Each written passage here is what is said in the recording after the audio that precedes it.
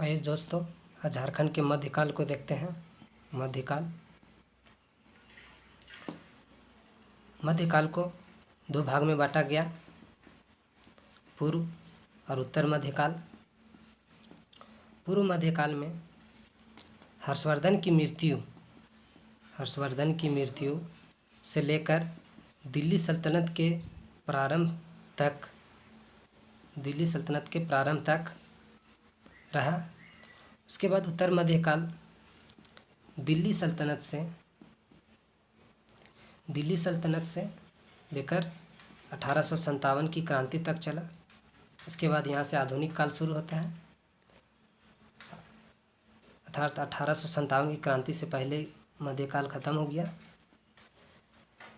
तो इनके बीच, हर्षवर्धन और दिल्ली सल्तनत के प्रारंभ के बीच, आइए देखते हैं क्या योगदान रहा झारखंड का। इस समय भारत में भी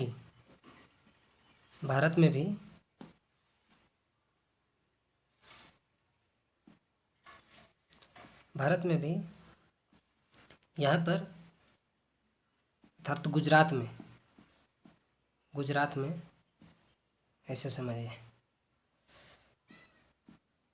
पूरब में पाल वंश का उदय हो रहा था और उत्तर पश्चिम में, ये पश्चिम है, उत्तर पश्चिम में प्रतिहार और दक्षिण में राष्ट्रकूट वंश शुरू हो रहा था। पाल वंश बंगाल में था और ये प्रतिहार गुजरात साइड में था और ये दक्षिण भारत में था।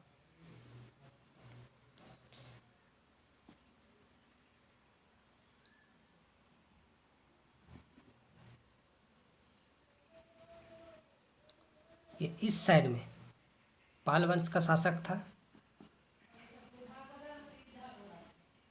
और इस साइड में, गुजरात साइड में, प्रतिहार और दक्षिण भारत में राष्ट्रकूट। इसलिए दक्षिण भारत के महाराष्ट्र में एलोरा की गुफा कृष्ण प्रथम ने बनाया था। यह राष्ट्रकूट वंश का शासक था। तो हम देखते हैं झारखंड में, तो कहा जाता है कि ये क्षेत्र झारखंड का था। ये क्षेत्र, ये बिहार, ये बंगाल, ये झारखंड, ये बंगाल, ये छत्तीसगढ़, इस सब में, और यहाँ बंगाल साइड में पाल वंश उदय हो रहा था नया। और ये प्रतिहार उत्तर पश्चिम में भारत के और दक्षिण में राष्ट्रकूट। तो जब प्रतिहार पाल वंश को पर आक्रमण करने आते थे तो वह झारखंड होकर आते थे, और जब पाल वंश जाते थे प्रतिहार पर आक्रमण करने तो झारखंड होकर ही जाते थे। तो जब पाल वंश बंगाल में था, कुछ जाहिर सी बात है कि इसका असर झारखंड में भी पड़ेगा। तो देखते हैं झारखंड में इसने, अर्थात पाल शासकों ने भद्रकाली मंदिर बनवाया और पाल वंश के संरक्षक में ही बौद्ध धर्म के वज्रयान शाखा का विकास हुआ।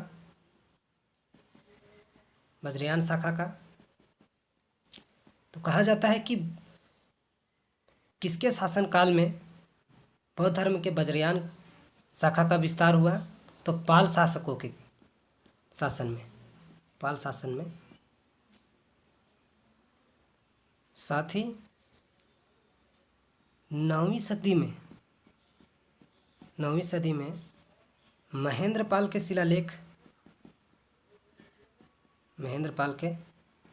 मिले हैं झारखंड में, उत्तर साइड में। उसके बाद 9वीं सदी में ही झारखंड में रामगढ़ जिला में रजरप्पा मंदिर का निर्माण किया गया है। मंदिर यहाँ छिन्नमस्तिका शक्तिपीठ है।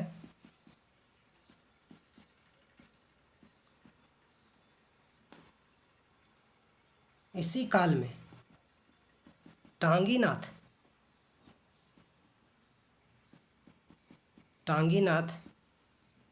मंदिर का भी निर्माण किया गया है गुमला के हापामुनि गांव में।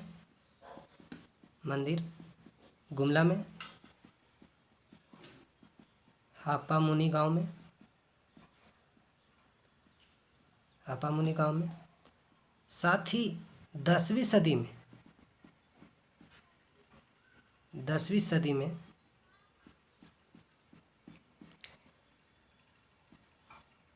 गजघंट राय ने महामाया मंदिर का निर्माण करवाया है हापामुनि गांव में ही।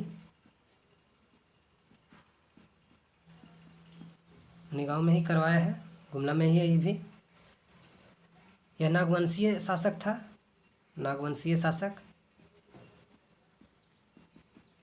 इसके बारे में वहाँ भी पढ़ेंगे जब नागवंश पढ़ेंगे।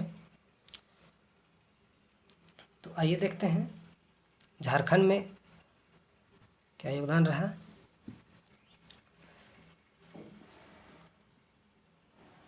जब शशांक मारा गया और यहाँ पाल वंश का उदय हो रहा था, प्रतिहार का उदय हो रहा था, राष्ट्रकूट का, तो यहाँ कोई शासन नहीं संभाल रहा था। इस बीच क्षेत्रीय राजवंशों को इस पर नजर गया और ऋषा मुंडा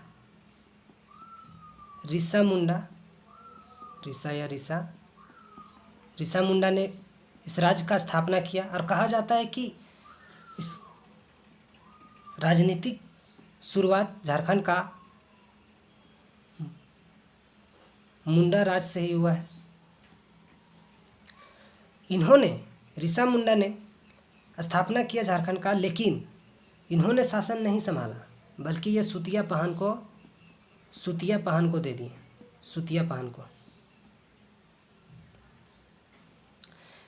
इन्होंने झारखंड का नामकरण अपने नाम पर सुतिया नागखंड रख दिया।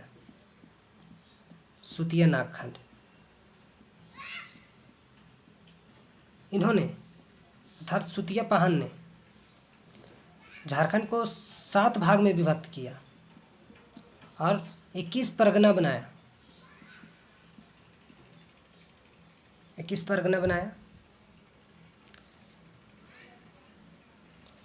इस वंश का अंतिम शासक मदरा मुंडा था। मदरा मुंडा ने, आइए देखते हैं, मदरा मुंडा और उसके अन्य साथी, अन्य नेताओं ने मिलकर फनी मुकुट राय को शासक नियुक्त कर दिया और यहाँ से नागवंश शुरू हो गया।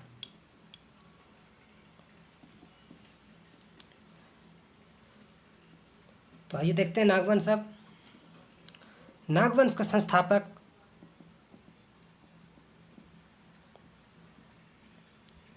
फनी मुकुट राय हुआ।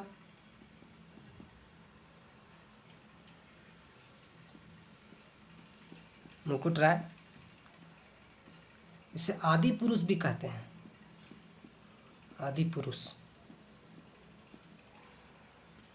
फनी मुकुट आदि पुरुष कहा जाता है। इसके समय को लेकर विवाद है, लेकिन जे रीड की मान्यता तर्कसंगत है। इसलिए 10वीं सदी माना जाता है। फनी मुकुट राय का पिता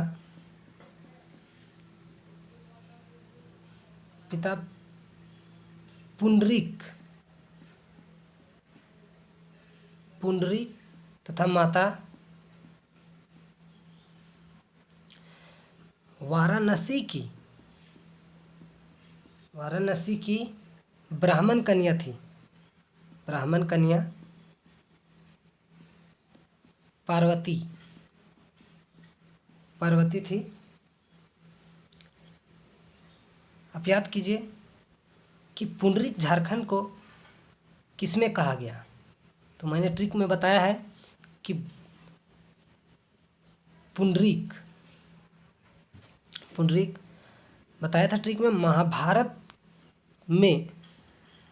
महाभारत के दिग्विजय पर्व में कहा गया है। महाभारत में इसे पशु भूमि कहा गया है। ट्रिक मैंने बताया हुआ है। आप वीडियो वहाँ से देख सकते हैं। उसका लिंक डिस्क्रिप्शन बॉक्स में हम दे देंगे। तो आइए आगे देखते हैं। इसने 66 परगना में झारखंड को बांटा और गैर आदिवासियों को आश्रय दिया।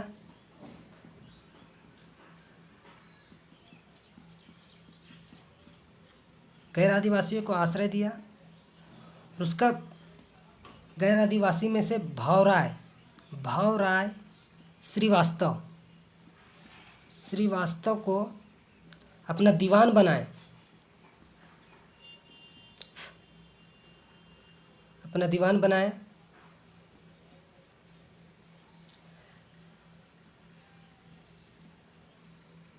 इन्होंने अपना राजधानी सुतियाम्बे बनाया। ये देखते हैं आगे।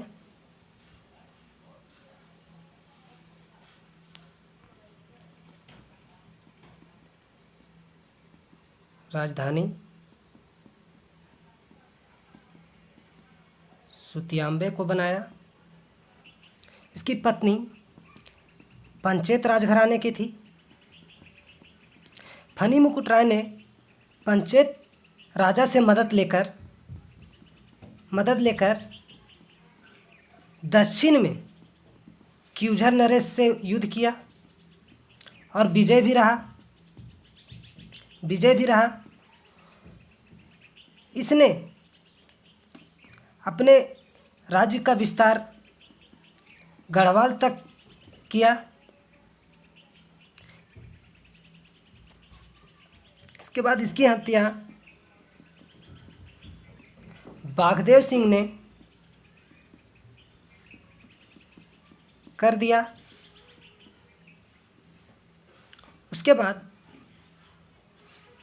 मुकुट राय, उसके बाद मदन राय, उसके बाद प्रताप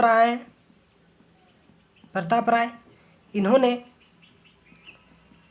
पलामू किला का निर्माण करवाया। उसके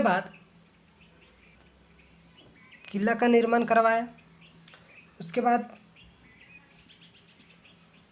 अपना राजधानी सुतियाम्बे से बदलकर चुटिया कर दिया। राजधानी चुटिया को बनाया। चुटिया स्वर्णरेखा नदी पर है।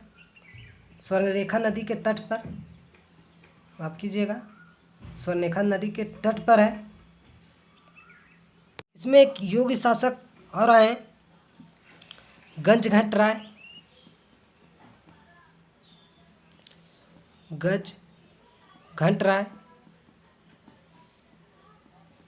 इन्होंने 908 ईस्वी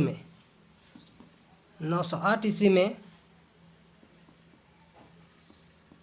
गुमला के हापा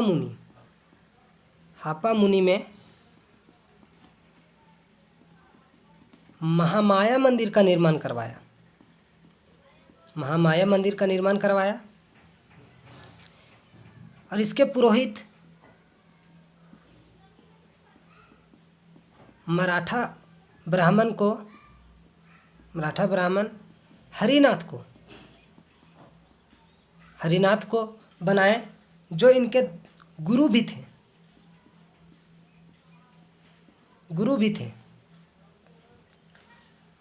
उसके बाद एक महान प्रतापी शासक भीमकर्ण आया। यह पहला ऐसा शासक था जो राय के स्थान पर कर्ण लगाता था।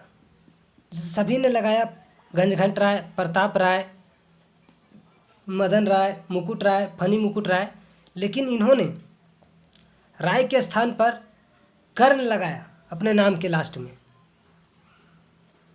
इन्होंने बरवा की लड़ाई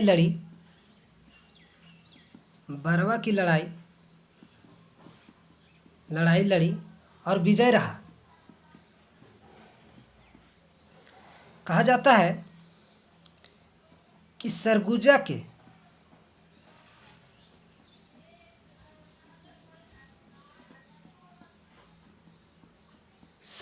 के रक्सेल वंश का शासक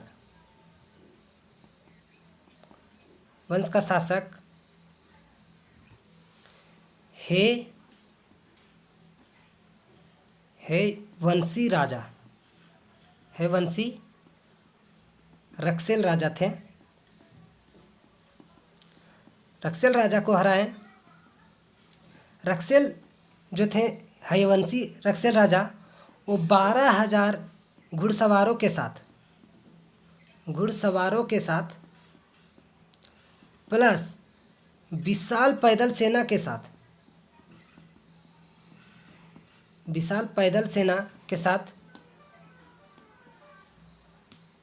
छोटानागपुर में आक्रमण करने आए, लेकिन भीमकर्ण ने इन्हें बरवा की लड़ाई में पराजित कर दिया और वहाँ से बरवा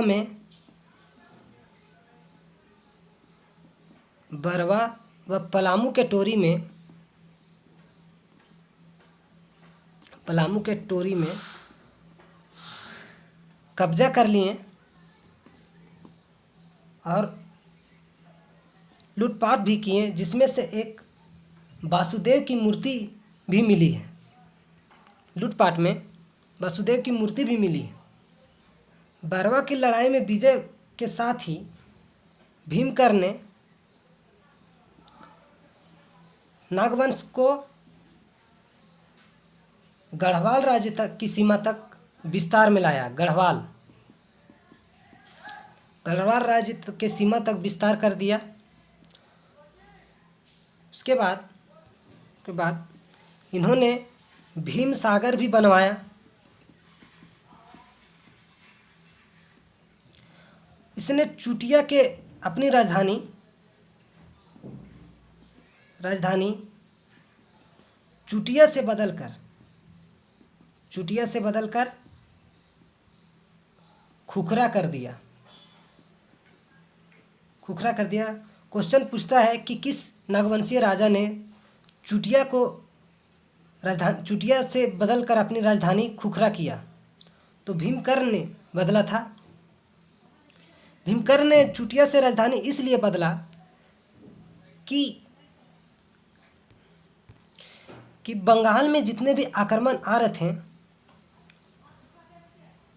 उसके अत्यंत निकट था चुटिया, उसके सामने था, इसलिए इन्होंने यहाँ से बदलकर अपना राजधानी खुखरा कर दिया। इसका शासन 1095 से 1184 तक चला था। अब यहाँ देखिए, 11वीं सदी से 12वीं सदी तक चला, 84 12वीं सदी तक। 12वीं सदी के बाद 13वीं सदी में दिल्ली सल्तनत शुरू हुआ 1206 ईस्वी में। तो नागवंश राजा साथ साथ चल रहे थे, दिल्ली सल्तनत के साथ साथ चल रहे थे, क्योंकि जितने भी दिल्ली सल्तनत में अधिक आक्रमण करने आए वह झारखंड में नहीं बल्कि बंगाल में आक्रमण करते थे और फिर लौट जाते थे और दिल्ली चले जाते थे। तो इस वजह से झारखंड में इसका कोई खास प्रभाव नहीं पड़ा, इसलिए अब यहाँ का जो राजवंश था वह अपना वंश धीरे धीरे चला रहे थे।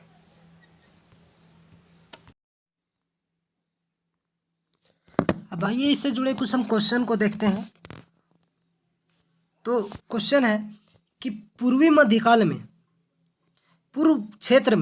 पूर्वी मध्यकाल में पूर्व क्षेत्र में किस वंश का उदय हुआ था? तो हम बताए थे कि पूर्वी क्षेत्र में पाल वंश का हुआ था, और उत्तर पश्चिम में प्रतिहार और दक्षिण में राष्ट्रकूट। दूसरा क्वेश्चन है, महामाया मंदिर को किस नागवंशी शासक ने बनवाया था? तो महामाया मंदिर को जो है नागवंशी शासक गंजघंट राय ने बनवाया था 1908 में। इसका पहला पुरोहित जो था वो हरिनाथ था, वह जो था मराठा ब्राह्मण थे। नेक्स्ट क्वेश्चन देखते हैं, महामाया मंदिर का प्रथम पुरोहित कौन था? तो हरिनाथ थे, अभी हम बताएं आपको। उसके बाद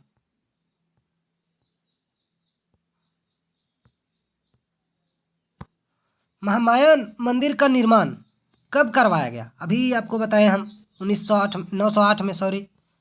उसके बाद पूर्व मध्यकाल में निम्न में से किस मंदिर का निर्माण हुआ था? अब देखिए पूर्व मध्यकाल में कौन मंदिर का निर्माण हुआ था? तो भद्रकाली का भी निर्माण हुआ था, पाल शासकों ने करवाया था। छिन्नमस्तिके का भी निर्माण हुआ था। उसके बाद टांगीनाथ का भी निर्माण हुआ था, यानी कि सभी का हुआ था। छिन्नमस्तिका का भी हुआ था, भद्रकाली का भी हुआ था, टांगीनाथ का भी हुआ था, सभी का हुआ था। भद्रकाली चतरा में और टांगीनाथ गुमला में, छिन्नमस्तिका रजरप्पा में। इन सभी का निर्माण पूर्व मध्यकाल में हुआ था। उसके बाद नेक्स्ट क्वेश्चन, भद्रकाली मंदिर का निर्माण किस वंश के शासकों ने किया था? तो भद्रकाली, अभी बताया आपको, भद्रकाली मंदिर का निर्माण जो है पाल शासकों ने किया था। उसके बाद पूर्व मध्यकाल में बौद्ध धर्म के वज्रयान शाखा को किसने संरक्षण दिया था? बौद्ध धर्म में तो पूर्व में तो पाल वंश था, तो पाली वंश इसका संरक्षण दिया था बौद्ध धर्म का। उसके बाद किस मुंडा राजा ने पूर्व मध्यकाल में झारखंड राज्य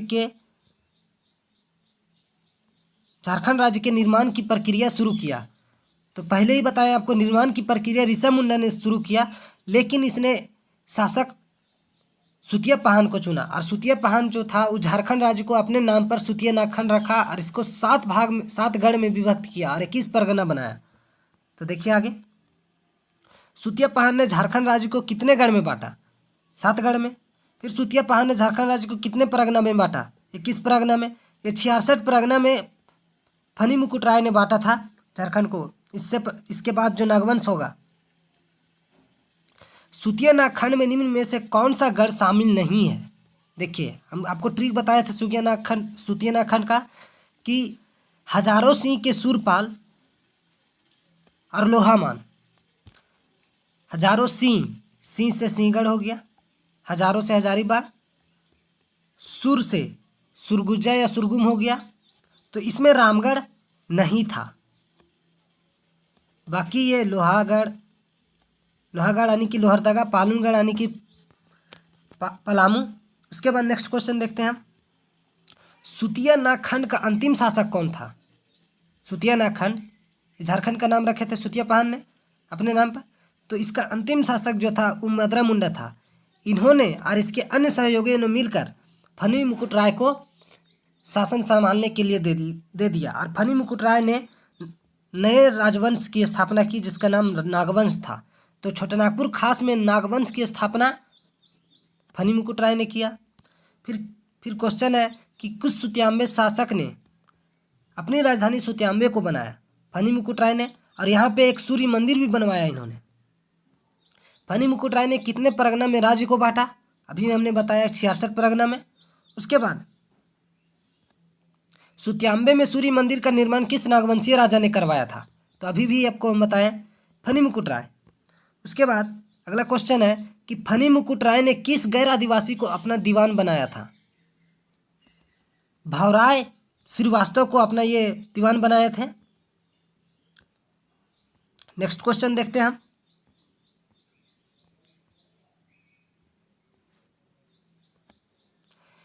पलामू किला का निर्माण किस नागवंशी राजा ने करवाया था? तो प्रताप राय ने करवाया था, आपको बताए हैं वीडियो में। फिर उसके बाद प्रताप राय ने अपनी राजधानी कहाँ स्थापित किया था? तो सुतियाम्बे से ये बदल के चुटिया कर दिए थे। उसके बाद गजघंट राय ने महामाया मंदिर का निर्माण करवाया, इसके पुरोहित कौन था? तो हम आपको बताएं कि मराठा ब्राह्मण थे, हरिनाथ। उसके बाद किस नागवंशी शासक ने राय के स्थान पर कर्ण, ये ज़्यादा हो गया है, कर्ण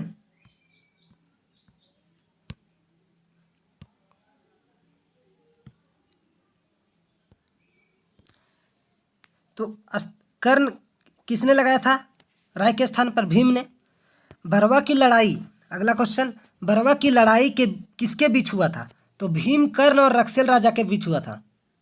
उसके बाद भीम, कर्ण और रक्सेल राजा के बीच हुआ था, और बरवा की लड़ाई में भीम, कर्ण विजय रहे। नेक्स्ट क्वेश्चन है, बरवा की लड़ाई में रक्सेल राजा कितने घुड़सवारों का प्रयोग किया था? तो 12,000 घुड़सवार और पैदल सेना, विशाल पैदल सेना आया था, लेकिन भीम, कर्ण ने जीत लिया। बरवा की लड़ाई में कौन विजय रहा? भीम, कर्ण। अगला क्वेश्चन है, बरवा की लड़ाई में विजय होने पर भीम, कर्ण ने किस क्षेत्र पर अपना कब्जा कर लिया? तो बरवा और टोरी में अपना कब्जा कर लिया ही। उसके बाद बरवा की लड़ाई में भीम, कर्ण को किस भगवान की मूर्ति मिली? तो बरवा की जब लड़ाई हो रही थी, जब इन्होंने लूटपाट किया, तो वासुदेव भगवान की मूर्ति इन्हें मिली। और अगला क्वेश्चन है, किस नागवंशी राजा ने अपना राज्य विस्तार गढ़वाल राज्य की सीमा तक किया था? तो इसको जीतने के बाद इन्होंने अपना राज्य सीमा को बढ़ाकर भीमकर्ण ने गढ़वाल राज्य तक किया था। उसके बाद भीम सागर का निर्माण किस वंश के शासक ने करवाया था? तो नागवंश के शासक ने भीम सागर का निर्माण करवाया था। अब अगला क्वेश्चन है कि किस नागवंशी राजा ने भीम सागर का निर्माण करवाया था? तो भीमकर्ण ने अपने नाम पर भीम सागर का निर्माण करवाया था। उसके बाद भीमकर्ण ने अपना राजधानी 1122 ईस्वी में चुटिया से बदलकर कहाँ ले गया? तो चुटिया से बदलकर ये खुखरा ले गया था। क्यों? क्योंकि चुटिया जो था वो बंगाल के नज़दीक था, स्वर्णरेखा नदी के तट पर, इसलिए जितने भी आक्रमण आते थे उस पर चुटिया का नज़र होता था, इसलिए इन्होंने अपना राजधानी बदलकर खुखरा कर दिया। अगला क्वेश्चन है, चुटिया किस नदी के तट पर है? तो स्वर्णरेखा नदी के तट पर।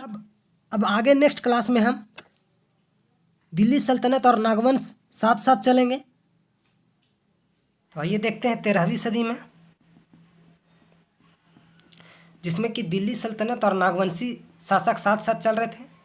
कहा जाता है कि नागवंशी शासक आधुनिक काल तक अपना राज्य बदल बदल कर शासन किया था नागवंशी शासकों ने। तो दिल्ली सल्तनत का खास प्रभाव झारखंड में नहीं पड़ा, इसलिए यहाँ का जो नागवंशी शासक था वह अपना राज्य धीरे धीरे चला रहे थे। तो 1204-5 में बख्तियार खिलजी वह बंगाल के नादिया में जा रहा था लक्ष्मण सेन पर आक्रमण करने। तो इसी रास्ते से होकर गया, झारखंड के रास्ते से ही होकर गया। बख्तियार खिलजी जो था वो ऐबक का सेनापति था। उसके बाद इल्तुतमिश और बलबन का समकालीन नागवंशी राजा हरिकर्ण को कहा जाता है। मैंने आपको पहले ही बताया कि दिल्ली सल्तनत का जो असर था वो झारखंड में ना के बराबर था। उसके बाद खिलजी वंश आया, उसमें अलाउद्दीन खिलजी का सेनापति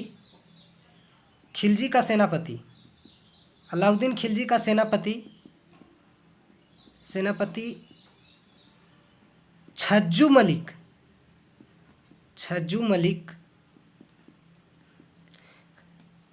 जो था वह झारखंड को इतना विवश कर दिया 1310 में, इतना विवश कर दिया कि इसे कर देना पड़ा, झारखंड को, नागवंश राजा को कर देना पड़ा छज्जू मलिक को। यह जो था जब खिलजी वंश का अपना दक्षिण भारत पर जा रहा था आक्रमण करने, दक्षिण भारत पर, तो झारखंड से होकर ही गया था, झारखंड से होकर ही गुजरा था। उसके बाद तुगलक वंश, तुगलक वंश, ये छज्जू मलिक 1310 में आया था और झारखंड को विवश कर दिया था कर देने के लिए। उसके बाद अलाउद्दीन खिलजी जब दक्षिण भारत में आक्रमण करने जा रहा था तो झारखंड से होकर ही गुजरा था। अब देखते हैं तुगलक वंश में इसका जो सेनापति था, सेनापति मलिक बया, वह जो था हजारीबाग के चाय चप्पा इलाके तक पहुंच गया था। लेकिन संथाली स्रोत के अनुसार यहाँ पर इब्राहिम अली आया था। इब्राहिम अली आया था 1340 में। इसने बीघा के किले पर, आगे देखते हैं, इसने बीघा के किले पर आक्रमण किया और उसको अपने अधीन कर लिया। तब वहाँ के संथाली सरदार जान बचाकर भागे।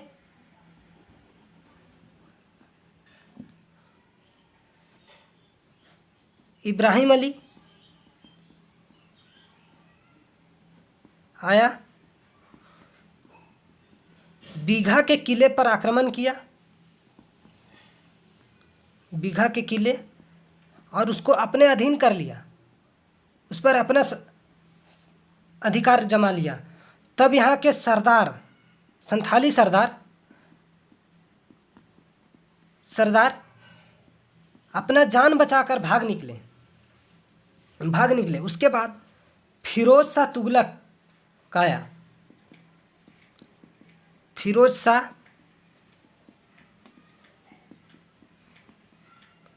तुगलक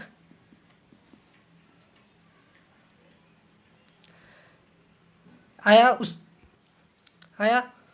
इसने बंगाल के शमसुद्दीन इलियास शाह को पराजित कर दिया। क्या था? बंगाल के शमसुद्दीन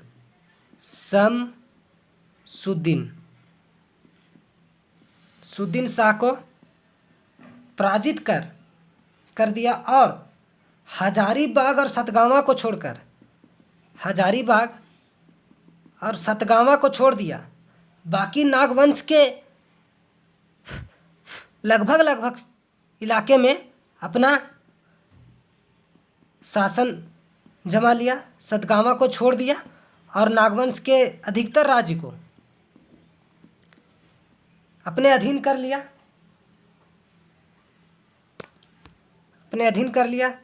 यह जो था 1359-60 के बीच आया था और हजारीबाग सतगावा को छोड़कर इसने सभी को लगभग नागवंश के पूरे छोटा नागपुर खास पर कब्जा कर लिया। उसके बाद 15वीं सदी में भी एक महत्वपूर्ण राजा उभर कर आया, नागवंशी राजा। इसका नाम शिवदास कर्ण था। शिवदास कर्ण, इसने हापा मुनि मंदिर का निर्माण करवाया। हापा मुनि मंदिर का निर्माण करवाया। आप जानते हैं कि हापा मुनि में गंजघंटराय ने भी महामाया मंदिर का निर्माण करवाया था और हापा मुनि में भी टांगीनाथ का मंदिर भी है। तो हापा मुनि जो है गुमला में है, गुमला जिला में, घाघरा थाना के अंतर्गत आता है। तो यहाँ पे निर्माण करवाया हापा मुनि मंदिर का और उसने प्राण प्रतिष्ठा करवाए। प्राण प्रतिष्ठा करवाएं और विष्णु भगवान का, विष्णु भगवान की मूर्ति स्थापित किए। इनके जो पुरोहित थे, राजगुरु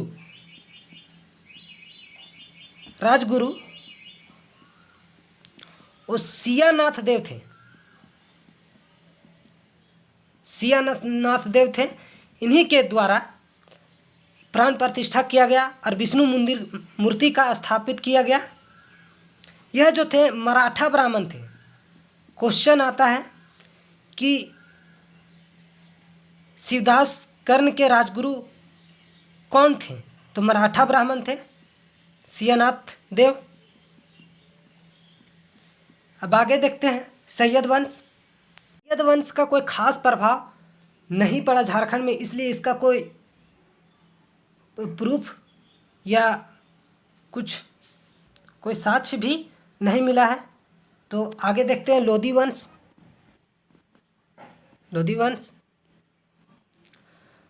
वंश के समकालीन नागवंशी राजा प्रताप कर्ण थे, छत्र कर्ण थे और विराट कर्ण थे। कहा जाता है कि प्रताप कर्ण के समय खुखरागढ़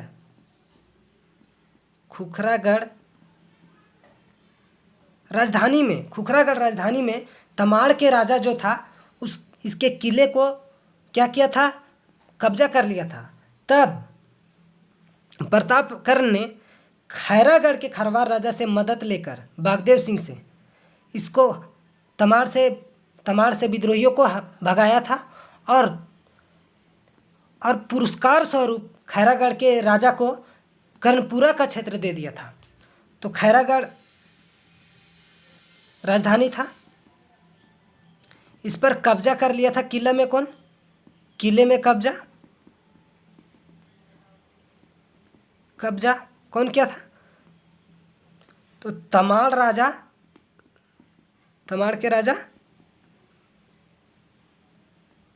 के राजा ने ही किया था। इसका नाम स्पष्ट रूप से नहीं है। तमाड़ राजा ने कर लिया था। तब ये मदद किससे लिए? मदद खैरागढ़ के खरवार राजा से मदद लिए और तमाड़ के विद्रोहियों को भगाए बागदेव सिंह।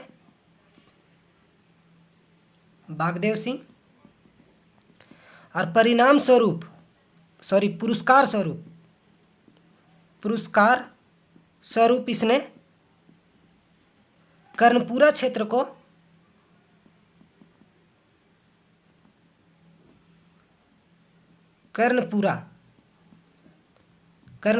को दे दिया। उसके बाद कर्णपुरा क्षेत्र में आगे जाके राजा से अनबन हो गया। तब बागदेव सिंह ने और अपना भाई सिंहदेव सिंह ने मिलकर रामगढ़ राज्य की स्थापना किया था 1368 में। उसको जब रामगढ़ राज्य देखेंगे तब देखेंगे। अभी उसके बाद लोधी वंश से भले ही झारखंड का प्रभाव कम था, लेकिन लोधी वंश का ही एक समकालीन शासक था, समकालीन वंश उड़ीसा का गजपति वंश,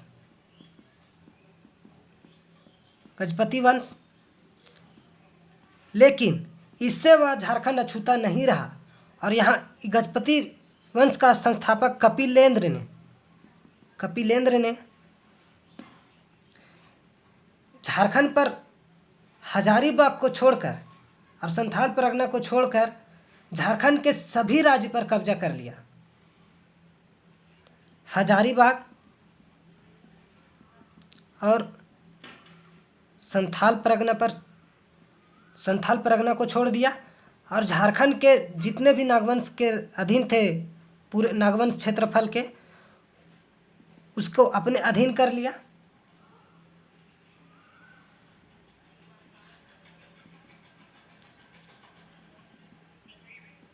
राजवंश राज्य पर, नागवंश राज्य पर कब्जा कर लिया, हजारीबाग और संथाल परगना को छोड़कर। उसके बाद छत्रकर्ण आए।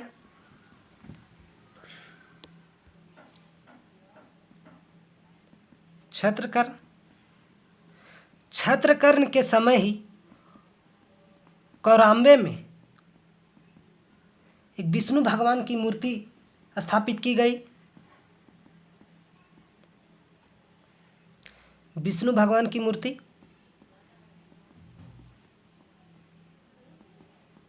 स्थापित की गई। बोला जाता है कि उस समय इसका बहुत ही प्रसिद्ध हुआ और इससे प्रभावित होकर वैष्णव संत चैतन्य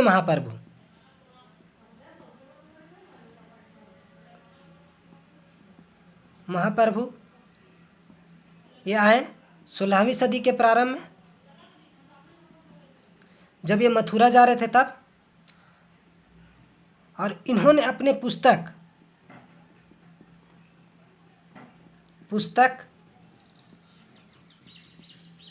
चैतन्य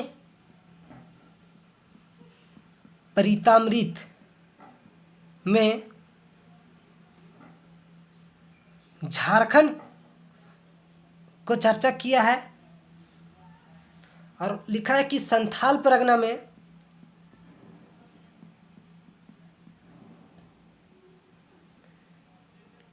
बहुत सारे गांव में ठाकुरबाड़ी लाए, ठाकुरबाड़ी का स्थापना किए और वैष्णव मत का भी प्रचार किए,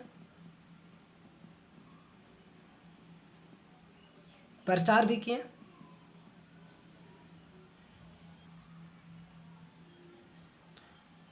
उसके बाद इसी क्रम में पूर्व मध्यकाल में ही 13वीं सदी में ही इसी क्रम में आदिल शाह द्वितीय आए। आदिल शाह द्वितीय आए और उसने विपुल शक्ति संगठन को स्थापित किया। विपुल शक्ति संगठन स्थापित किया और संगठन की स्थापना किया और अपने पूरे राज्य को उसने अपने सेना को, इस संगठन को, सेना को झारखंड भेजा और झारखंड में भेजकर वहाँ पे आक्रमण किया। अपना उपाधि दिया अपने आप को झारखंडी सुल्तान।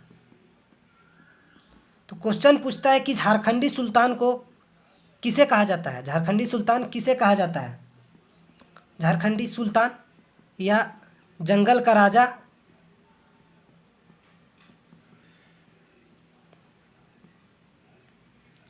इसी के नाम से यह प्रसिद्ध हुआ।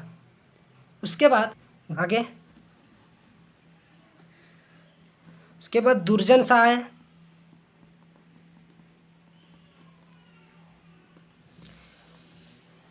दुर्जन शाह, इन्होंने अपना राजधानी दोईसा को बनाया। उसके बाद ठाकुर एनीनाथ आए।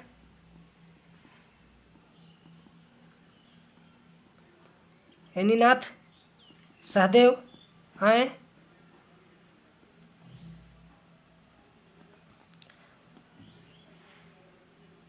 इसने राजधानी दोईसा से बदलकर सतरंजी किया। दोईसागढ़ से बदलकर सतरंजी किया, जो स्वर्ण रेखा नदी के तट पर है। चुटिया भी हमने देखा था कि प्रताप राय के समय बनाया गया था राजधानी, वह भी स्वर्ण रेखा नदी के तट पर है। सतरंजी को अपना राजधानी बनाया और 1661 में आप जानते हैं कि जगन्नाथ मंदिर का भी निर्माण करवाया रांची में। 1661 में करवाया, 91 में ईस्वी में। और इनका जो है 5 पत्नी था और 21 पुत्र, जिसकी चर्चा नागवंश के वंशावली में की गई है। इसके बाद आते हैं यदुनाथ शाह। यदुनाथ शाह, इन्हें फर्रुखसियार का समकालीन बोला जाता है। फर्रुखसियार का समकालीन।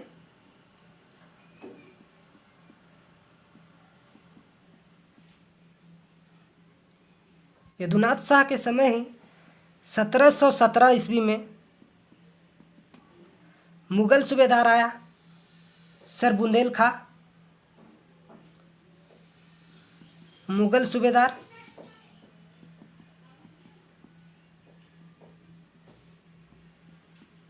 सर बुंदेल खां, सर बुलंद खां, सॉरी बुंदेल खां है, और झारखंड पर आक्रमण कर दिया और उसको यदुनाथ शाह को 1 लाख रुपया माल गुजारी देने के लिए मजबूर होना पड़ा। 1 लाख रुपया माल गुजारी। यदुनाथ शाह ने सर बुंदेल शाह के आक्रमण से के बाद अपना राजधानी राज्य बचाने के लिए पालकोट ले गया। पालकोट ले गया। उसके बाद जगन्नाथ शाह,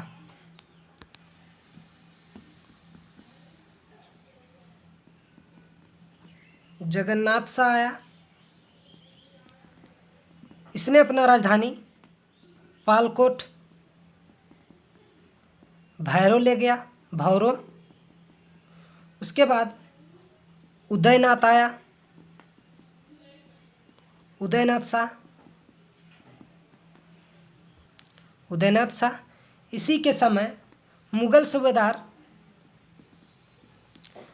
सूबेदार अलीवर्दी खां, अलीवर्दी खां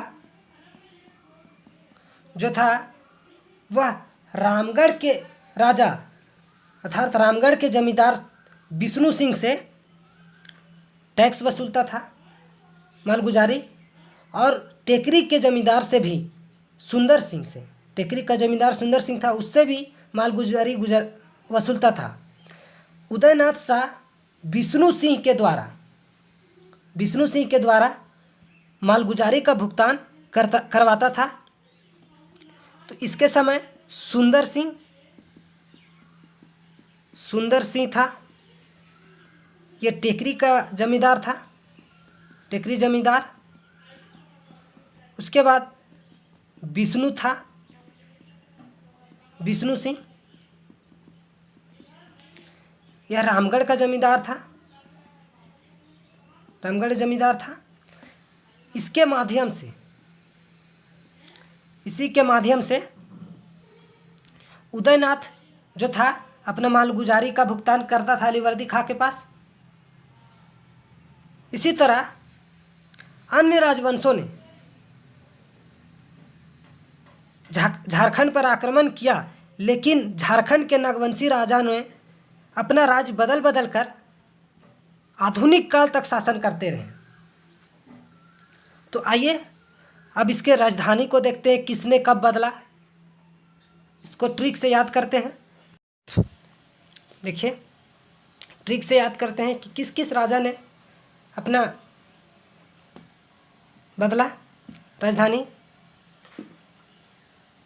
फनी मुकुट राय ने सुतियाम्बे को राजधानी बनाया। ट्रिक है, देखिए, सुतियाम्बे, कोई भी मतलब कोई माँ अपना बच्चे को सुलाने के लिए फनी फनी जोक सुनाती है, तो वह बच्चा सो जाता है, सो से सूत गया, ठेठ में बोलते हैं सूत गया, तो फनी जोक, तो फनी से फनी मुकुट राय, सूत गया, सो गया से सुतिया, सूत गया, सुतिया से सुतियाम्बे, तो फनी मुकुट राय ने अपना राजधानी सुतियाम्बे बना। इस तरह से आप इसे पकड़ सकते हैं आसानी से। उसके बाद देखिए, प्रताप राय ने चुटिया बनाया राजधानी। ट्रिक है कि चुटिया यानी कि चोटी, चोटी में चढ़ते हैं हम तो टेम्परेचर कम होते जाता है, तो चोटी में चढ़ने पर क्या हो जाता है, ताप कम हो जाता है। तो इससे इसको याद रख सकते हैं कि प्रताप, ताप से चोटी में चढ़ते तो ताप कम हो जाता है। तो प्रताप राय ने चुटिया को अपना राजधानी बनाया। उसके बाद भीमकर्ण। अब एक बात देखिए कि कर्ण से बड़ा कोई दानवीर था नहीं, तो कर्ण क्या था, एक खरा सोना था। तो कर्ण क्या था, खरा सोना। तो कर्ण में और कोई राजा ने राजधानी नहीं बदला, एक भीमकर्ण नहीं है। तो कर्ण से आप आसानी से इसे पकड़ सकते हैं। भीमकर्ण ने खुखरा को अपना राजधानी बनाया, खुखरा से खरा सोना। उसके बाद दुर्जन शाह ने दू से दुर्जन और दू से दोइसा, ये भी हो गया। उसके बाद यदुनाथ शाह पालकोट। देखिए अब याद करने के लिए हम हरी सब्जी खाते हैं जिसमें से पालक भी होता है, तो यदु से याद और पालकोट से पालक। देखिए पालक का निकल रहा है इसमें, तो याद करने के लिए क्या खाते हैं हम, पालक खाते हैं। तो यदुनाथ शाह ने पालकोट को राजधानी बनाया।